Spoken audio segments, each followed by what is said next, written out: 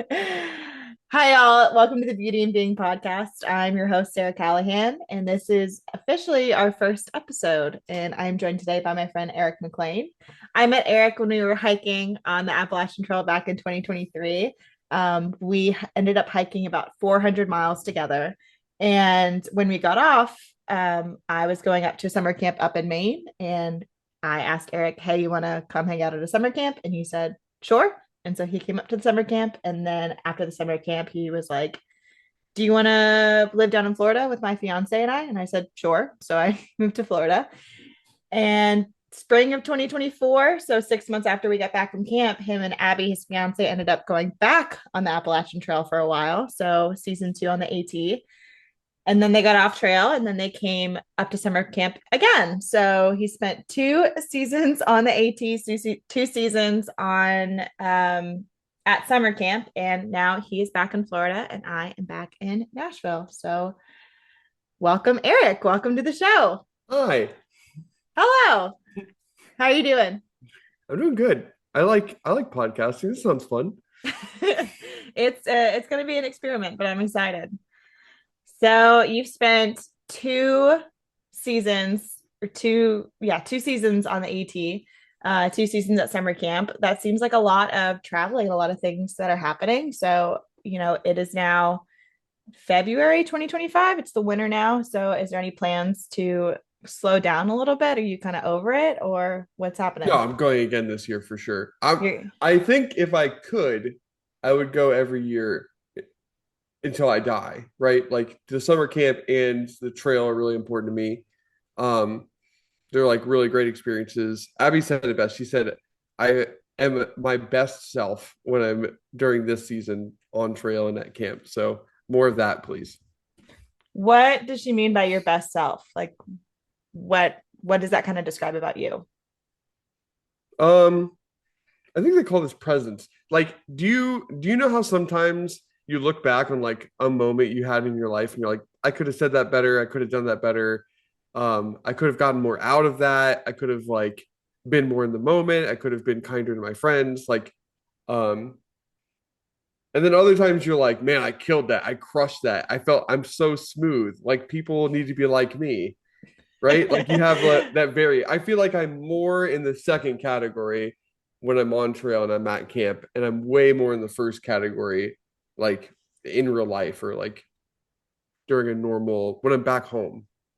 So what do you think it is about either summer camp or the AT that kind of brings that out of you? Like, have you been able to figure out any aspects, or is it just, you feel more like yourself? Yeah, I don't know. There's a couple of components that are different from real life that like really stand out. Um, for trail, there's this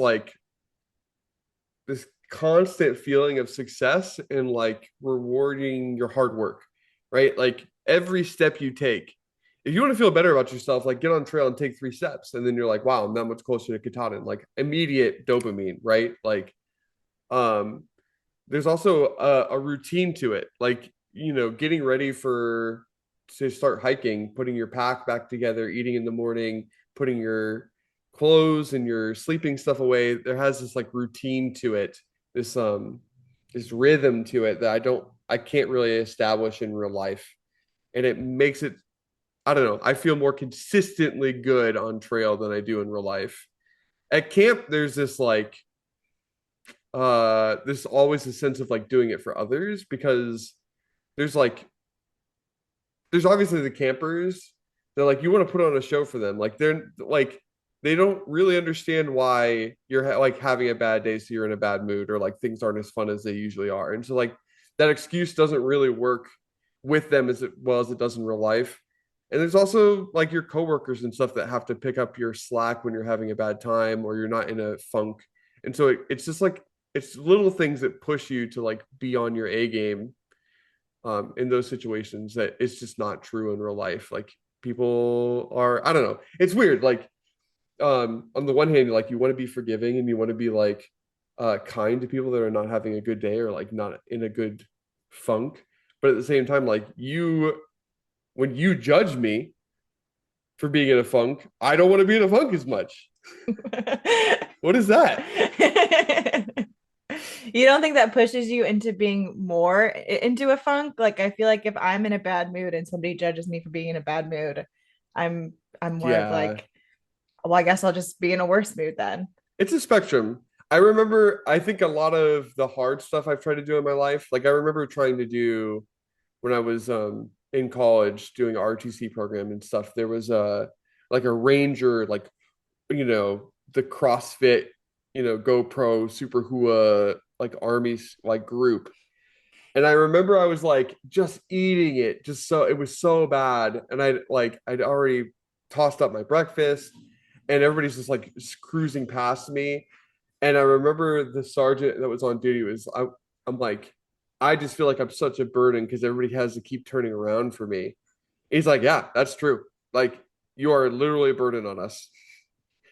And I just didn't show up again because I was like, at that point it had flipped around and now I'm just like this, it had gone too far. And I was like, I don't want to be a part of this anymore because I don't like being a negative on other people, right? Mhm. So like on the one hand, like you holding me accountable, if I'm that bad, like yeah, I'm gonna quit. Like it feels terrible. But on the other hand, like I don't know, there's something about kids. It's like they're holding you accountable, but they're also doing it innocently. Like they're not meaning to. Like there's nothing malicious or evil about it. I don't know. It feels. It's also more attainable, right? Like I don't have to run 15 miles in 30 minutes or something to for them to be happy about it. I don't know. It's Yeah. interesting though. It is a spectrum. Well, I understand when you put it that way because when you originally you said like when you call me out on having a bad day, I want to be better. But there is that difference when it's somebody like on your playing field or somebody telling you what to do versus it being like a child and it's like, dang, like I don't want to be this person in front of a kid. Like, all right, let me like switch this up real quick. Yeah, you're right. And so I know that we had talked about how trail you and camp you are very different from back home you. And I think that's a common for a good amount of people that do camp life or do the trail. And it's like kind of hard to navigate those two sides of a being. Like I felt like for a long time when I would come back from camp, I was a very different person. And it was really hard for me to, navigate like this camp Sarah versus like the Sarah back home. And it took probably 4 years for me to kind of like figure out how to meld the two. Is that Well, some Go ahead. I think I think the transitions and like changes are like intertwined. Like they say like if you talk about like people have been to AA, one of the things that they say is that like before I was able to accept this change and make this huge diversion from how I was, who I used to be, and who I am and how I am, there had to be this like rock bottom, right? Like there needed to do this capacity for change before I was able to allow that change in, right? This like opening this hole or something, right? And I think that like when you physically change spaces, something like that happens. Maybe not as severe, maybe not as uh like as large a hole as what they describe, right? But something like that happens.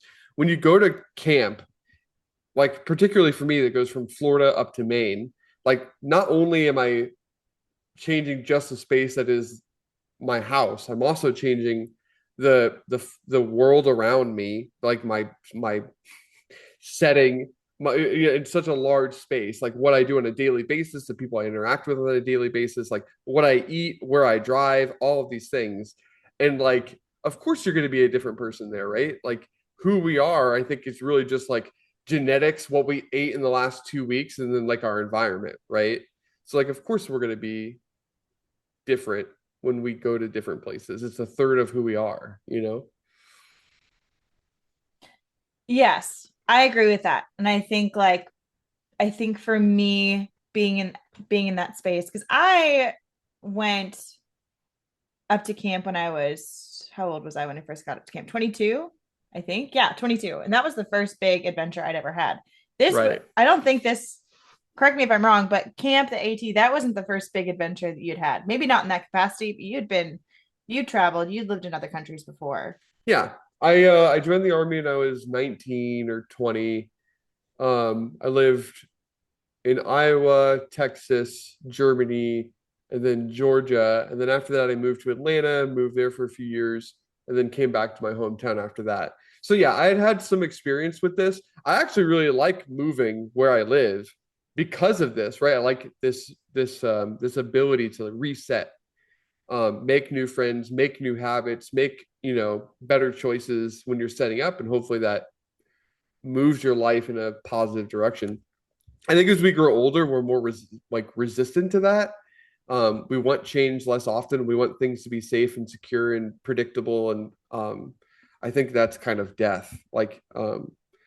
Kids are used to that because literally everything is the first time for them, right? Like everything is new. Like if we're going to the grocery store, this is my first time at the grocery store, or at least since that, this part of my brain just, put the just finished being built or something. So I think that's a large part of the reason that the difference as we age, right? Because the brain is out the oven at about 25. So really these are the only things that can distinguish between a 25 and a 40-year-old or something like that, right? Yeah, yeah, I would agree with that. So does this, do you see yourself continuing on with this outlook on life, continuing on with the travel, continuing on with the experiences? Or is this something, because I mean, I know you said that you do the AT until you can't anymore. Is there like anything else you want to experience new, or is this like your new sort of like normal for your Yeah, I don't year? know. Like this is what I'm grappling with right now is that if I go every year on the AT, then by definition I am not changing things, right? It's just I'm doing the same thing over and over again. And yeah, it's going to be different people and a different experience, but I'm going to become more used to the things. I'm going to lock in a routine that makes it so that the amount of change and the amount of difference is more and more restricted every year. And it's just you know, it's I'm doing the same thing everybody else is doing and not changing their environment, but I'm pretending that I am, right? Mhm. And that's a problem. So am I going to do camp forever? Exactly the same way I've been doing camp for the last 2 or 3 years? I don't know. I feel like, if I do, that's kind of not fixing the problem. There's other through hiking trails. There's the Pacific Crest Trail and there's the Continental Divide Trail. And maybe I go and do those. Um, Maybe I switch into a different career. I mean, me and Abby have talked about moving further north. Maybe that's something that we do. Not Nashville, to be clear. Why not? We got mountains No, no, no, a no, couple no. hours away. That's funny. Yeah, I mean, maybe moving is the answer. I don't know. We have a lot of friends and family here, but I think she's starting to get the itchy feet the same way I am. I don't know. It's hard to combat because you could just turn your own flavor of staying the same. But right now I'm doing it again. Well, how important is it to think about? Yeah, right now I'm doing it again. I have two things to say. The first thing is, you know, whenever you get to the point where you feel like the AT isn't it for you, just remember you still have to hike it with me again at some point. So you gotta No doubt, no doubt. That keep will be that. different enough that it will meet the Okay. requirement. Okay. Awesome. Because when I hike it again, I'm finishing it. Like no dice. Like that's gonna Yeah, I happen. have I have nephews and a niece that say they want to do it sometimes too. So I'm honor bound to go back out with them when they get old enough that they can make that decision on their own. And you'll be So like the old man on the trail, like giving a bunch of advice. And by the time you're I'm old actually enough. changing my trail name from Hopeful to Humble this year because No. yeah, because last year I was so relentless with my advice. This is the part of me that's like the teacher, right? That wants to go to Maine and help kids learn how to get in boats and have fun and have a good time. Like the dark side of that is that when I'm on trail and I see somebody that's doing it for the first time, I can't stop giving them advice. It's so relentless. It would drive Abby up a wall. And so well, first off, Humble rhymes with Bumble, which was Abby's trail name. So Humble and Bumble is cute, and I like that. But also, I would like to have the reminder to just shut up and let people figure it out for themselves. So if I'm calling myself humble, at least I can continue to remind myself that, right? So it's funny you say that because, and I mean, you know this about me. Well, I guess before I say all this, I think that's funny because the thing we talk about like at camp and child development and stuff is like let people learn for themselves. Like they got to make their mistake on their own. Like you can't tell them Right. what to do because it's not effective. Like it's not going to resonate. The kid's just going to want to do it more, or the person's just going to want to do it more if somebody's saying no, don't do that versus like if you fall, you fall. Like, but at least you won't climb on Right. that again. So like that kind of ideology. But it's funny you say that because like, and I know you know this, I know we've talked about that, but as a woman, a young woman on the trail, that was my Yeah. biggest pet peeve. Yeah. And I mean, part of the reason why I had a 50-pound pack was because I was sick and tired of guys coming up to me and telling me what to get rid of. And I was just like, Kick I, rocks. yeah, kick rocks. I don't want to hear it. Like Yeah. I'm gonna hike it my own way. I don't care if you think I'm wrong. I don't care if you have like the best top tier gear. I am balling on a budget and I'm gonna Right. keep my torn hammock and I'm gonna keep my bag that broke my spine. Your dehydrated wet wipes. And I'm gonna hike my own damn hike. And Yeah, so yeah, yeah. stop telling me what to do. And Yep. so And yeah, I was your worst. I would have been your worst enemy last year. I couldn't help myself. I wanted to be helpful. I wanted to be like, I like being the subject matter expert. And so it was relentless. And Abby would constantly have to remind me like you have to stop. So I'm gonna try again this year. We'll see how it goes. So do you think I'm genuinely curious about this. Do you think you being the subject matter expert on something is because you are wanting to give help and just you have the knowledge and you want to be that source and help them? Or is it because you want to show that you have the knowledge as a way to connect with people and to feel included and feel seen and feel like I deserve to be in this space as well? No, I don't really think so. I do get stuck into like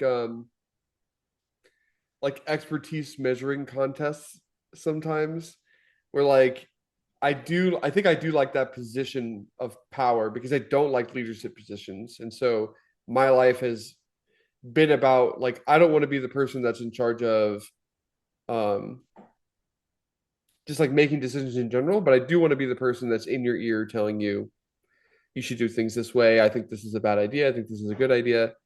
Um I don't know. I just like when people can rely on me just in general, period. And that's one way to do it on trail because I'm not carrying your stuff. It's not happening.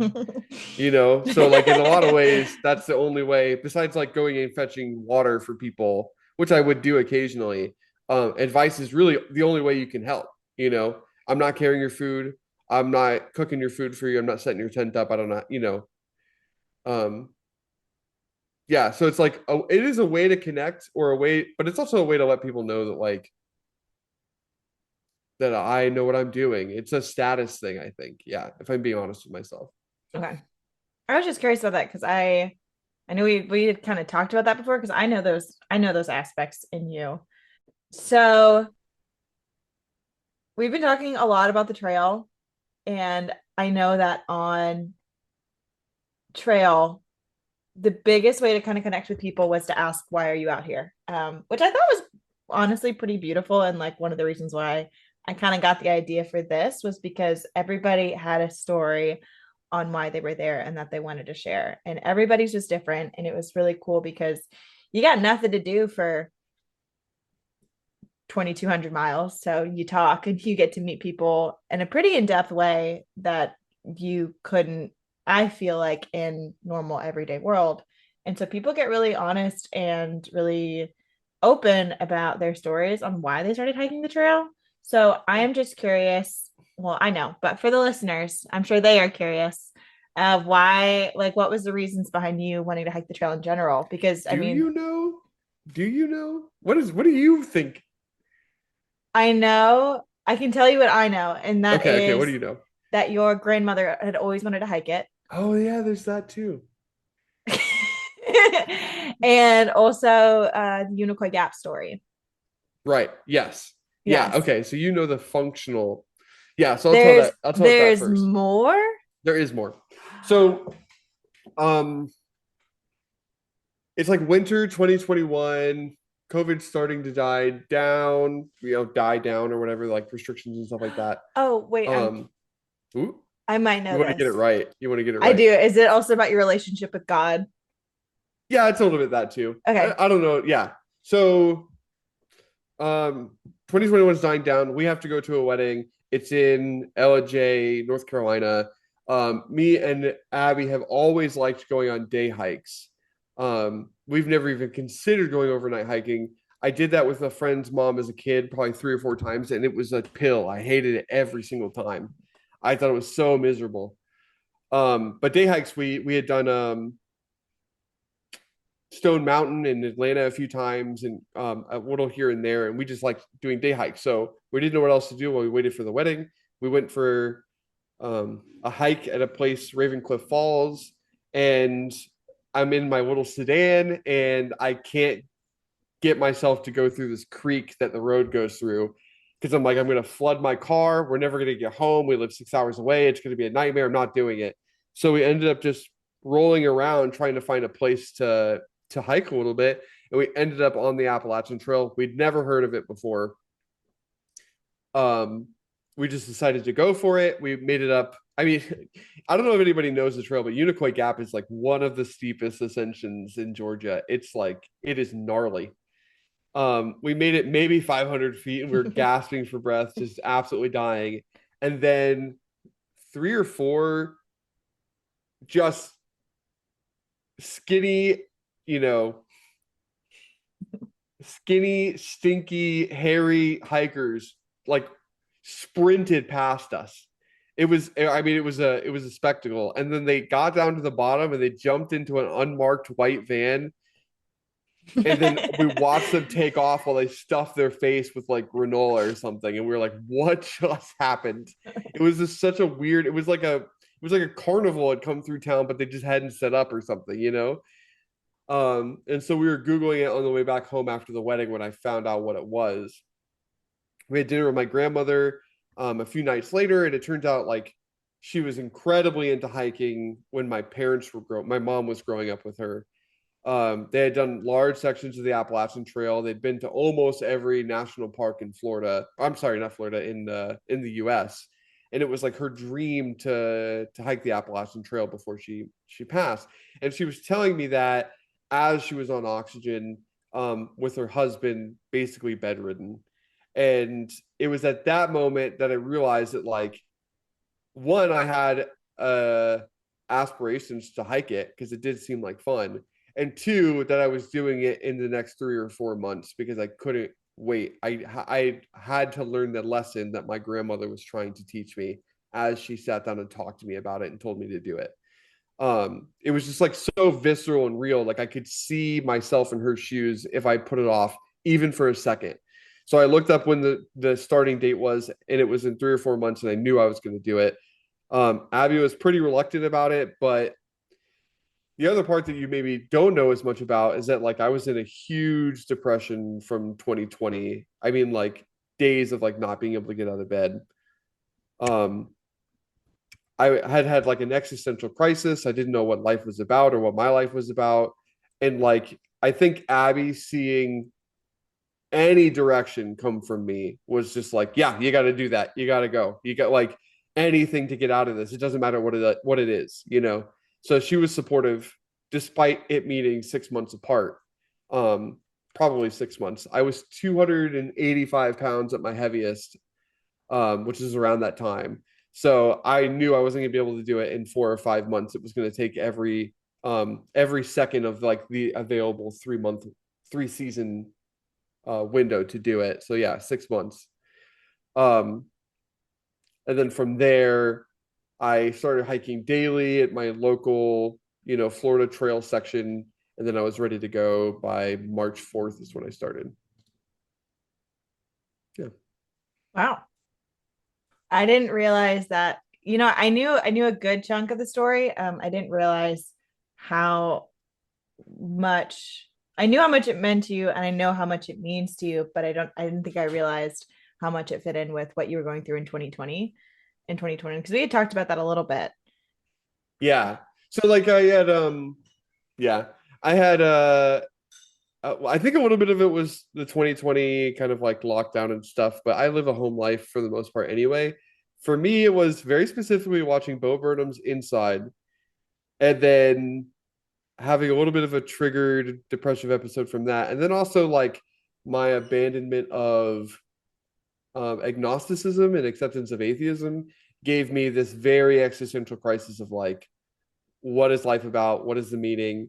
I'm not pretty comfortably absurdist, but at that point, I was just like, I don't know why any of us are doing anything. It's not like I was in a dark place. Like I don't know if I'm gonna keep living or if I want to do this or not. It was like I don't know why literally any of us are doing this. Like we should all collectively stop. It was like was my perspective. Um, and so that was really hard.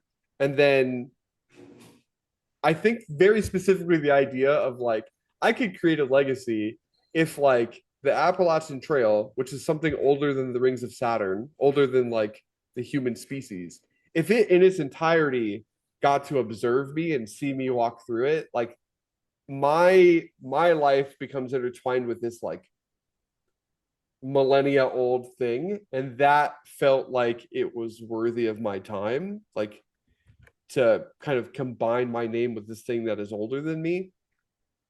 And then, of course, like getting out and working out every day and hiking 6,000 feet of elevation change every day and like meeting other people that are trying their best and living their lives and like trying to laugh and joke as much as you are, like that's a strong pill, like that'll take you out of a lot of stuff. And then camp after that, same thing. Yeah.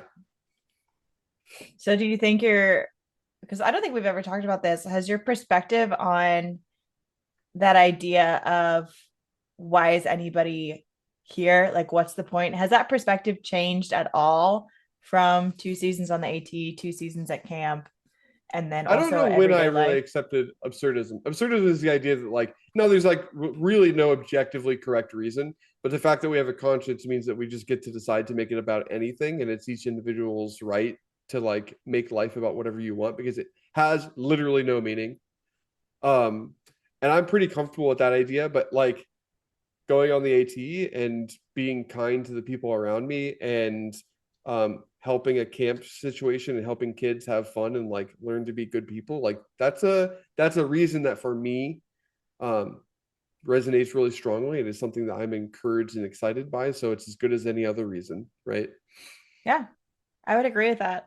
And I also find it I find it interesting because I met you on trail. I saw the Eric that I know, the hopeful I know, was the one that was talkative and funny and excited. Like from then on, that's the person that I've known and I've always known. And that's not you all the time. I've seen you stressed, I've seen you upset. But that's the person that I know. And also that person is really big into fostering community. And I don't know if you recognize that in yourself or recognize that when I met you, but like that was a big locus, I felt like, in you for the things that you would do and the things that you would say.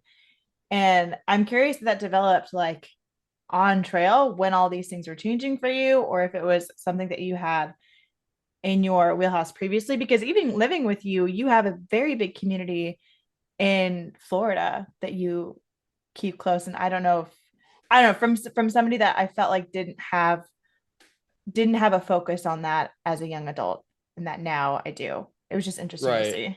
No, I think like finds like I grew up in a house that had like I only have one direct sibling, but I was living with two other people my age growing up. It was tons of people coming in and out. My mom was very much like we are the open house where people can stay. And so I grew up in a community there. In high school, I was really deep into my ROTC program. I loved the community there. I loved being a part of that. Then I joined the army, and the army is very much about your battle buddies and looking out for one another. It's very community centric. Um, and then after that, the trail makes sense because you're with people that have hiked exactly the same distance as you and you're in it together, and it's an all-win kind of game. There's no like losers. You don't have to push anybody below you in order to win. And then camp is about community. I think the foundation was laid when I was very young, and it's just like who I am seeking out the things that are like that. I'm not going to end up on Wall Street because like that mentality is completely antithetical to who I am as a person, right? Like I'm never going to naturally be drawn or end up in a place or a situation like that because that's just not who I am, I think. I see that, but I also would acknowledge that you talk about like seeking it out and finding it, but you have helped build those things as well. Yeah, I don't think that you can be a community driven person without understanding the need to build it, right? Like you can't be I don't think it's real the people that are like I'm deeply a part of this community but I'm just taking. Like I'm just benefiting from the reward of a community. I don't think it's possible for you to be really entrenched in one and not understand that you have to give back and help to build a new and continue and upkeep it, right? Yes. Sorry, I never thought of it like that before, but I absolutely agree with you. I think that it's something that I haven't thought a lot about until probably like 2 or 3 years ago because it would just again it wasn't something that was a focus for me in my life. I think what I meant by that though is that you I feel like you were very intentional with it. And I have when I say that I didn't have that early on, I did, but I just didn't know it. I didn't understand it. I didn't know how it worked. I think back to when I would like struggle to get my water bottle out of my pack, and you would be like, "Do you want me to get that for you?" And I'm like, "No, I don't want help. I don't need help." And you're like, "Yeah, yeah, yeah, yeah, Oh, yeah." So that those, yeah. yeah. um, So so I will say that like I think part of the army training is just like the acknowledgement that you when you think of yourself as one, that's just like why that motto of the army of one was so great. When you think of yourself as one, it's not possible to think of yourself as like some component of it. Your arm's not selfish. It's not like your arm cannot be selfish. It's like it doesn't make any sense to say it that way, right?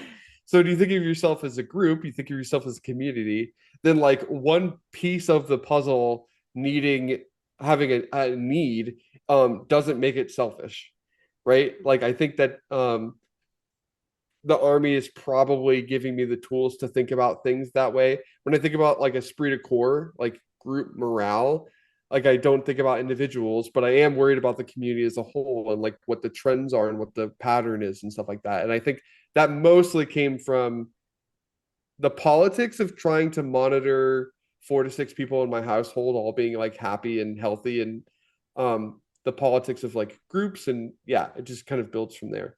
mhm. I don't know. I do not feel naturally inclined towards like community upkeep, but if that's the perspective that you have, then I'm inclined to agree.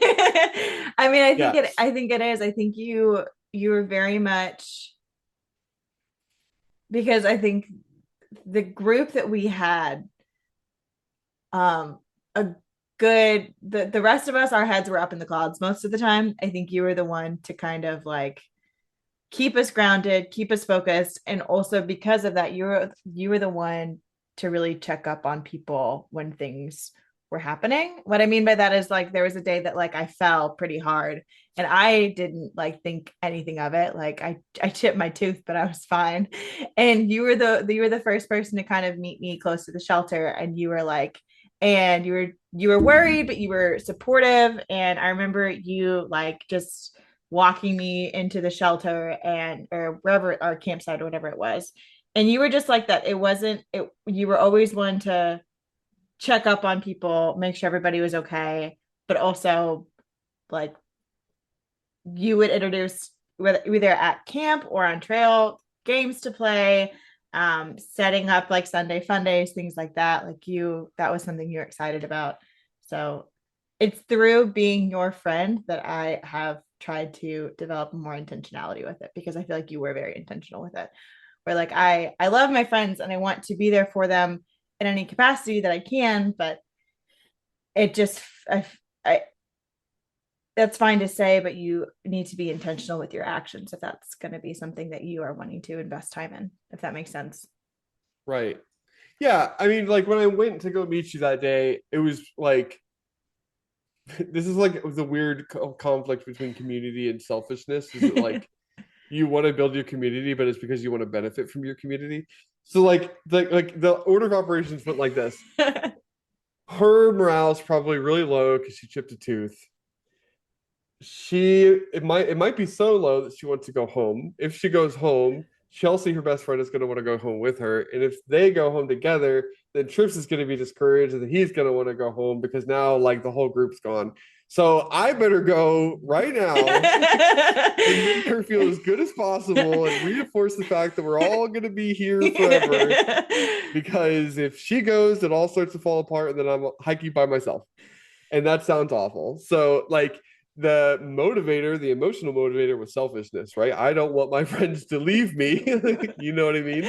Yeah. But the outward byproduct of that is me doing this like kind thing and trying to like manage make you feel better, be a good friend, things like that. Yeah, it's weird. I that it's like all instinct. I didn't think about that too hard. I just like came to that conclusion, right? The games and stuff are just like I really like the idea of like how you decide to sit down at a table with like a big group of friends tells you what kind of day you're going to have or what kind of how good the dinner is going to be because there's only so many people next to you and you won't be able to talk to your friend if you sit like this and um if you do every other person that's like best friends and like more people become best friends. I like that kind of like social engineering stuff, and board games are like a great icebreaker. They're just like a great way to like make everybody feel a little bit more like a group than they were before they started playing. And it's just fun. I have the puzzle brain that likes to work on that kind of stuff, board games. So yeah. Yeah, you're very technical with social dynamics, which I always found really interesting. That's such a kind way to say that he's socially manipulative. Because it's always like because it's it's not that you're manipulative, you're very technical with it, but it comes from a place of good intent. Like you've never had it'd be manipulative if it came from ill intent or trying to get What to a about if it was goal. selfish? Is it But you I feel like you have the perspective where like everything is selfish in some sort of way. Yeah, no, I'm definitely the person that sees the glass half empty and has to work really, really hard to see the water. Like I like what do you mean there's water in there? You know, uh Matt Cornish is the director of camp, and I estimate him to be a very good assessor of character, right? And I mean, I hold his assessment of character pretty highly. And once, sort of as like an aside comment, he tossed the idea. He said, "Well, Eric does think that, but that's because he's a very cynical person by nature." And I don't know if he realized like the logical pretzel he'd put me into in that moment because years before I had another mentor who I highly regarded who said that cynicism is the death of wisdom. It's a quote that stuck with me. And I got to sit on my high horse for years ago. Ha ha. It's like cynicism is the death of wisdom. You shouldn't be cynical. Ha ha ha. And then Matt Cornish sits down and says, "Oh, Eric's default personality is cynicism." And now there's this tension between my like self-image and who I am, right? Because like, am I a cynical person? Is like that's like I'm not wise. I can't be wise if I'm cynical. What do you mean?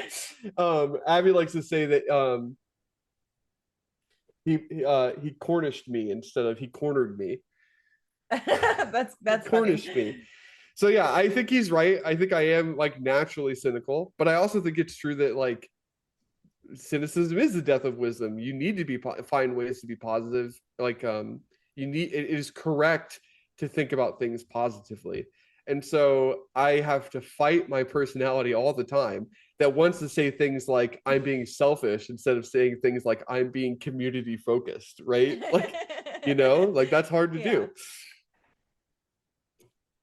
I didn't realize, and I mean this through no ill will. I didn't realize that, was it this past summer Matt said that? Yeah. I thought we've been known I that that was yeah, he said it. He that, said at the beginning. No, I did not know that. I did not know really? that. Because I feel like that was like sort of the dichotomy of you and I being friends, is that I was Yeah, a very, we used to say, you would say, "Hey, don't yuck my yum," and I would say all the time, "Hey, don't yum my yuck," yeah, because I like just that love was, yucking so much. yeah, it was just our shtick where I Right. would come at something from a very, very maybe too positive perspective, and you would just like hit me in the back of the knees. Yeah. Yeah. Yes. Yeah. But in a not positive way, it was in a way that was necessary. You were never doing it to be mean. You would do Yeah. it When to I'm being build up graceful, people. I say that like a realist or a like yeah, I'm just trying to like uh be as pragmatic as possible, right? Like I'm a person that's That very like what is the reality oriented, but it definitely so has a negative flavor to it. I want to kind of put a pin on that because it's not just, it's, yes, you're pragmatic, but there is, I would argue that there is a level where you're can be over, not you as a person, but somebody can be overly pragmatic to the point that it holds them back. And I have an example. And Sure. Yeah. What you got? it is an example that you have said, yes, I was wrong. I don't believe that, but continue. And that is when we were at the hostel that we decided to get off trail at, you were taken in the math on miles, and you were like, there's no possible way we will get to Katahdin. We will not get to Katahdin. I don't think I said it like that. You But did. yeah, okay. You were like, it's a numbers game and we are losing. And we are losing this game. We're not gonna make it. Yeah, so my perspective was that we had hit the quarterway mark and the team was very invested in getting to Katahdin by like late July or something because Chelsea No. wanted to go to a party or something.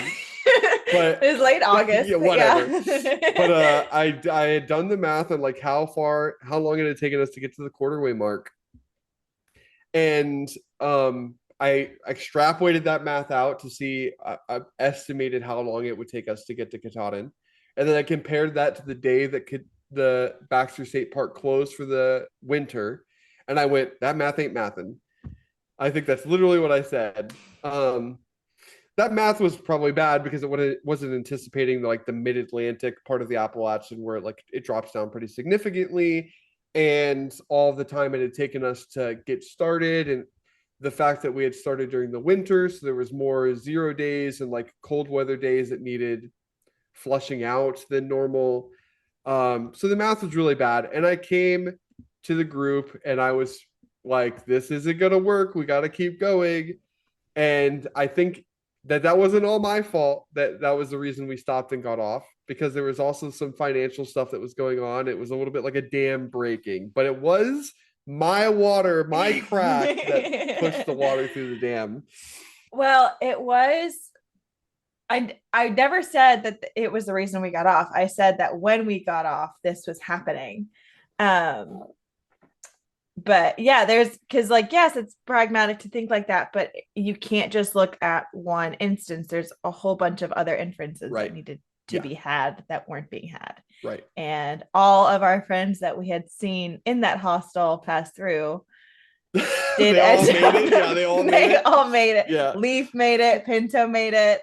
Total Tracks was like 100 miles away before he broke his ankle. Yeah, I was under the impression, like, my original pitch was to try and motivate us to do a little bit more miles, because every time I tried to put in a big day, there would be a mutiny, and we would end up stopping halfway through the day and having a nice little day at the shelter. But yeah, it did. My intent kind of backfired, and it ended up being a pretty bad day for us. Yeah. It was, I just remember it being funny because it was like, were you the one that like suggested the big jump? Oh, to skip Virginia. Yeah. That sounds like me. Like Yeah. Virginia's not even that great. Like it's nobody's favorite. It's since I've talked to a lot of people that have finished the AT, Virginia is very frequently, for context, very frequently people's favorite state. But yeah, Yeah. that was my let's just skip 500 miles and tone and Let's tell just no skip one. it. Skip the Virginia Blues. Yeah. It is okay. We'll get back out there. It'll be fine. I think I don't know that any other year that I've hiked or will hike that completing the Appalachian Trail will be a goal of mine. I just like being on trail. I like getting the miles. I like feeling the sense of accomplishment, like working towards something. And like, yeah, maybe that something is Katahdin, but that doesn't, the getting there isn't as important as the going there, right? I think that when because when Chelsea and I started, I think both of us were like in a kind of state of being where we wanted to achieve something big and we wanted that. And then it very much shifted into enjoying the life that we were living. Right. Yeah. And that was all we cared about. We'll make it to Katahdin at some point, but what we're doing right now is fun and it's great. And let's just more of this. More of this. Yeah. And so I would agree with you. However, I'm not made of money and I got to get off trail at some point. So I might as well hike that one big mountain at the end before I get off trail. Yeah. Um, I think but um I'm of two minds, right? Like this is the cynical part of me. Hello, hi. hey, Yeah. But I think that a lot of hikers, a lot of through hikers, I call them like ego hikers. Like for them, it is about doing this job, completing this mission, getting the accolade, knocking it out. Um, and for and they take it, sorry. they take it to an extreme. Yeah. Well, I also think they take it really hard when that isn't achieved. Right. And it's, I couldn't imagine personally having that viewpoint because like some things happen. Sometimes that Right. isn't achieved, and that could be really a really difficult pill to swallow. Yeah. And I mean, like hike your own hike, like the way that people um garner and gather joy is different. But from my perspective, there's a difference between working somewhere and living somewhere. Like in your house, in your normal life, you do a variety of things in a week. You do a job, you visit family, you relax and kick back, and those things are sort of all in balance. And for a lot of hikers, when they're hiking the Appalachian Trail, it is so disproportionately doing the job, crushing the miles, getting knocking the progress off and stuff. And I think a lot of hikers can forget that they're living, right? And those mountains should give you that perspective, right? That like it should be in balance. You should be enjoying the people around you, your trail family. You should be taking the day off and taking it easy. And you should be working in like making that progress and crushing it. And if it's too much of one or the other, you're just as imbalanced, like just as unbalanced on trail as you are in real life. That it doesn't change just because you're on trail Mhm. for 6 months. Yeah, yeah, I'd agree with that. We maybe were doing a little bit too much of enjoying each other and enjoying our time Nah, together I and think we're not doing it doing the perfectly. miles that we I should have think been we're doing it doing. perfectly. More I think miles. Yeah. I think here was my I'm gonna come forward and say it was me. I was holding the group back. I was the slowest out of Whatever. all of them. And but I was, and part of it was that I would kind of like to watch the birds and enjoy water and stuff and stuff like that. But I also my straight up my gear wasn't right. I didn't have the right sleep setup for what I was doing. Um, and it really affected me. But you live, you learn. Yeah. Yeah. It's part of being alive. Yeah. Yeah. Um, I had a question back a long time ago. And Oh, I just remembered the question I forgot too. So As a that's segue, you awesome. could say switching gears for a moment. Try that. Switching gears for a moment. That's good.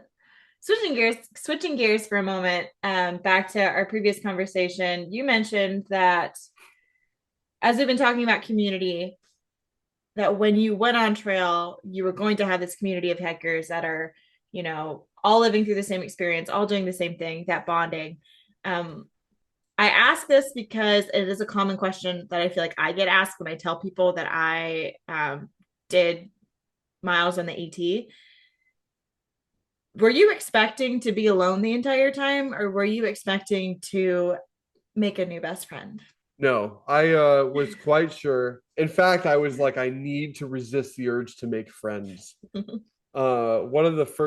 One of the reasons I thought I would be most likely to get off is that I would make a really strong friend, and then they would get off, and then that would depress me, and I would get off. And very rarely do I try and predict the future and am exactly correct. But when I first got on the AT, I was like, I'm not going to make any friends with anybody. I'm not going to talk to anybody because 75% of these people are going to quit in the first 6 miles. And I don't want to go home. I don't want an excuse to go home early. And I ended up making friends with trips on the fourth day. No, it was like the third day. And then making friends with you on like the fifth or sixth week or something like that. It was Maybe like the third March week. 20th Yeah, so week 3. because we had the big freeze. Yeah. So yeah, I didn't think there would be as many people as there are. The bubble is real. Um Simultaneously, I thought there would be a lot more people in the sense that like I really thought there would be like 3,000 hikers hiking the AT all in the same direction all at once. There's like 6 to 12 people at every shelter or something like that for the first 300 miles or something. Um, yeah, I didn't expect to make friends. I didn't realize how real extended tramling are when you're making a mileage that's in the bell curve of normal, then you're inevitably gonna see probably 4 to 8 people, very consistently along your trail. And I didn't realize that we would just be like being passed by a very similar group of people for hundreds and hundreds of miles. They talk to you about that, but feeling it and actually seeing it happen is very different. And it is really cool because it's not like you can pick up a phone and like text somebody all the time. Like sometimes, well, at least for me, you lose service and also you're hiking all the time. So you can't like catch up with people that you're meeting. But then it's really cool because like 2 weeks will go by and then you see somebody that you had like you hadn't seen in a while and they're still kicking it. You find out from there that they're back on the trail. Like I remember like when Suave was sick for a long time and everybody was like, I hope he's good. We don't know what happened to him. And then he ended up like catching back up and or even the word of mouth thing was really cool. Like you would like people would pass messages along like, oh, are you going up? Okay, well, if you see this person, like send them this message and stuff Right. like that, Yeah. which was always really fun. Yeah, the I also trail grapevine was super serious, right? The logbooks was one method, but people were texting each other all the time. You pass by people, you hear rumors and stuff like that. Yeah, it was very much like a high school class. Like when they say class of 2021, they really mean that to a large degree. Mhm. Like it was like that. There are plenty of hikers from 2023 and 2022. No, I'm sorry, 2023 and 2024 that I didn't meet but know quite well. Yeah. Yeah, exactly. I feel that way. There's a hiker called Jukebox and Luna, I Yeah, think. yeah. The hiker in his I never met him, We started at the same but day. Yeah. yeah, like people would just talk about him a lot. I also there's two like just similar things to the grapevine that I really enjoyed, and one was like if there was like a winter storm coming, like no or southbound hikers you would cross and they'd be like, oh, like Newfound Gap might be closed on these days. Make sure that you're like you have your resupply and like watching out for hikers. And then the second one would really struck me as a woman because I didn't realize this was something that happened on the trail. But if there was wind, that there was somebody on the trail that was unsafe, especially unsafe towards women, they would get blacklisted at the hostels before they would even get to town. So that was something I found really interesting and really that made me feel safe because if there's somebody that, word has happened that they had maybe done something or said something that made a large enough group of people feel unsafe, that the for those of you that don't know a whole lot about the trail, hostels were the main source of recovery, laundry, food on trail. You go into town, you go to a hostel. And if hostel owners are finding out that somebody is not being kind to others and is not playing nice and playing fair, they'll just take those resources away because all the hostels in town know each other and they know, hey, if somebody comes in with this trail name, like don't give them support. Yeah, the blacklisting was real. Yeah, which you are relying on people's word of mouth, but I don't know. As a woman, that made me feel a lot safer on trail. Yeah. Trail is a great way to learn as a man about women's perspective. Like hiking with you, it's those things become meaningful, right? Like I need to tell the girls about this person that's on trail or something like that. And just like the fact that it's important to somebody I'm hiking with means I have to take that more seriously and means I'm like more listening up. I'm perking. I care more, which should be happening in real life, but like it doesn't happen to you until something awakens you to think about somebody else's perspective. You know what I mean? So like that was cool. There's that famous story with Chelsea I had where yeah. So do you want to tell this story? Yeah, or you yeah. want to? So I'm hiking with our Smurfette, our hiking buddy, and Fire Boot, Sarah, and Trips are behind a little bit. And I have been thinking for the last 300 or 400 miles about how sound travels. I'm from Florida. It's quite flat. The mountains were a strange place. There would be people that we could see that we had just left yelling at us from a car, and we would have no idea what they were saying. But I could hear dogs barking from the bottom of a mountain. I mean, like it had to have been miles before the sound of their barking would get to me. And I'm sitting here hiking as you do for miles and miles, just in your own head, thinking about these things. And I'm like, I just don't understand how sound travels in these mountains. So I turn to Smurfette and I say, if you yelled at the top of your lungs, like as loud as you could right now, do you think Trips and Fireboot, who are a few miles behind us, do you think they could hear us right now? And I'm just so confused. And she looks at me and she goes, yes, absolutely they can. And it's my turn to hike. It's your turn to hike in front. And so she stops and makes me hike to the front, and then we continue hiking. And I'm thinking, she came to that conclusion so quickly. Like, what is it? She grew up in Nashville. Like, are there mountains there? How does she know so well that they can hear? It's just like, it's such a immediate answer. And I'm hiking and I'm hiking, and then I realize that I've asked a woman in the middle of the woods who just sent her K-bar like Bowie knife home like a week ago as a 200-pound 6-foot man if she thought anybody could hear her scream. And my eyes get about this big. And I'm so grateful that it was Smurfette, who like we've been hiking together for hundreds of miles, and she kind of like knew my character and knew who I was. And I know this because as I turn around with these gigantic eyes, finally realizing what the hell I just said to her, she looks at me and goes, yeah, you did that. I was like, I could not believe that I had missed. I used to like watch trail hiking videos from like women's perspective, and then they would be telling this story about how like a man had asked her if she was hiking alone, and I'd be like, what a ridiculous question. Like, how dare you ask this woman that? Like, well, how ridiculous do you have to be? And then after that moment, I'm like, well, maybe I have a little bit of empathy for the guy. Like, maybe you just mess up sometimes and you don't mean to. That's a pretty rough one though. It's rough. You know what else I thought was really amusing? We got back to camp and she told this story to everybody at camp, like around the fireplace, whatever. And we all had a good laugh at my expense. And I'm like, she's doing it for the laughs. And then I realized this is how clever women are, that she was also telling the story as a sort of safety net so that if in the future she did disappear, all of these people around her knew that this story had happened. So I would be more suspicious to them, or I'm more likely to, I'm like, wow, that's pretty smart. That's pretty smart. You're suspect number Yeah, I'm one. suspect one. Exactly. Yeah, yeah. Yeah. Although I I will say it was really interesting when we first started hiking with you guys because like yeah, it's the trail community and stuff, and I never felt unsafe. But there was like one or two instances where we just the four of us would be around a campfire and I'd just be like, wow, Smurf and I like really trust these random people that we met.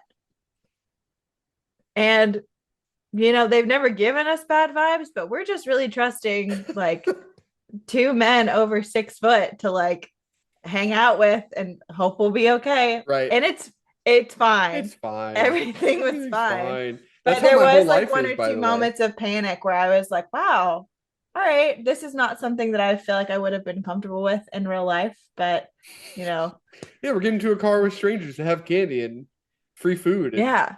they're gonna Yeah. take us to their house so we can stay over for the night. Oh, Yeah, yeah. yeah. Wasn't that a question Miss Janet asked us? Like, somebody had asked us, like, I think Trips had this realization. He's like, we're doing literally the thing our parents told us not to do when we were kids.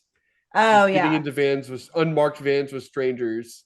And just hoping they take us Yeah. somewhere You're nice. hitchhiking very frequently on the AT. Yeah. Yeah. Yeah. In the bed of trucks, Right. just hanging out. So I am a big believer, and you might disagree. You might disagree wholeheartedly. Um, that what kind of helps me get through the day is that small actions on my part do have a ripple effect for the people around me, hopefully. And what I mean by that is, you know, there's a lot of negativity out there. And if I can be just a little bit of a kinder person or a little bit more positive or a little bit more understanding, that does make an impact and that can make an impact on people, hopefully for the greater good. And I was just curious on if you had thoughts on that, if you agreed with that, and what your take on it was, because I feel like in this stage that we're in, it's really hard for people to find that they have an impact, that they have a voice, that they are capable of change. When I truly believe that it is the people like you and the people that we know that are some of the largest instruments of change. Yeah. This gets as close to like religion as anything in life can for me. Um, there's this like really beautiful moment in the show This Is Us where like one of the characters has drawn paint running across all over the page, and he's explaining to a young child about how like uh your great great grandfather decides to move to America, and then all of the history and the life that happens between then and now, all of the small micro decisions lead to you existing and that being a beautiful thing, right? Like it's so hard to explain. It's like the butterfly effect, right? Like the choices that you make every day have a supreme impact on the world around that's just immutable, right? Like if you're positive now and you teach a good thing to someone else, then not only might they do something good with what they've been given, but they also might teach it to the next person. And that's as close to immortality as we get. That's as close as it gets. Some of it's random and out of your control, but some of it isn't. And so if life has any meaning, then that meaning must be, from my perspective, to make the most positive impact you can on the world before you're gone. Right? How you do that is idiosyncratic. It's so special and close to who you are specifically that there's no advice that you can be given that will mean anything to you, I think, in the long run. But yeah, I mean, I hope I'm doing it well, and I hope that on the whole there's like a net positive. But there's no tool to measure that, and there's no way to know if that's true or not. You just have to keep trying. That's all. I think it's really cool that I want to think of a different word for that, but I find it makes me happy that I feel, and you might have, viewed this in a similar way back when, you talked earlier. What am I trying to say right now? You talked earlier about, not being able to find meaning or what's the point, to now talking about how maybe the point is just to be as good of a person and make as positive of an impact as you can. And like maybe that's all there is to it. And like even No, if that's all it there is, has to be. Yeah, that is all. Yeah. yeah.